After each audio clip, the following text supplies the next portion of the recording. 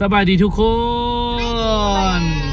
ตอนนี้เด้อทีมงานของพวกเขาเนาะกำลังจะเดินทางไป มอบรางวัลยูทียูใส่อยู่บริคัมไซ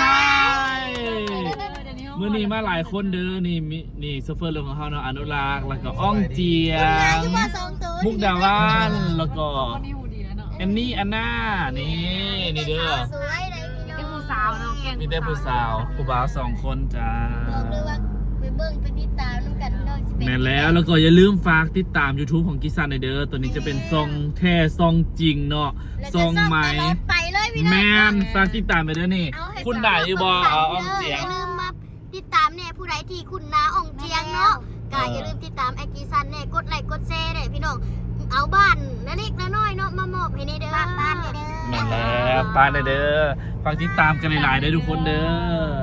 เบิ่งหนทางทางหน้าค่ะเบิ่งหนทางเนาะปินทางไหนวะนี่เนาะชิวอันนี้บ่ได้เนาะแบบว่าบ่ได้นะบ่ได้นี่อยากขายแบบดนๆเนาะเฮามาล้มกันดูมาเฮาสิไปมอบรางวัลเป็นหยังเนาะก็คือรถ PCX เด้อหลังจากที่เฮามอบรางวัลแล้วก็เฮาจะไปดองไอจิมมี่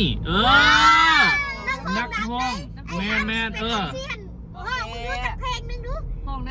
หลงหักเมียเขา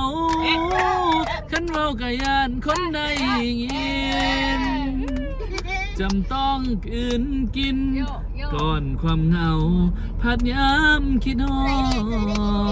ดใครเป็น FC ไอจิมมี่เนี่ยเนาะฝากมากดติดตาม YouTube กิซันเด้อเดี๋ยวจังไหนเขาสิเก็บภาพบรรยากาศเนาะอยู่ในงานดองพาให้ทุกคนเบิ่งเด้อถ่าติดตามถ่าเบิ่งเด้อทุกคนเด้อหลายคนก่อนสิคือสิหูเนาะ FC ฟังไทยแม่น ว่านี่นะ FC ฟังไทยFC ฟังไทยฝาก FC ฟังไทยเด้อฝากมา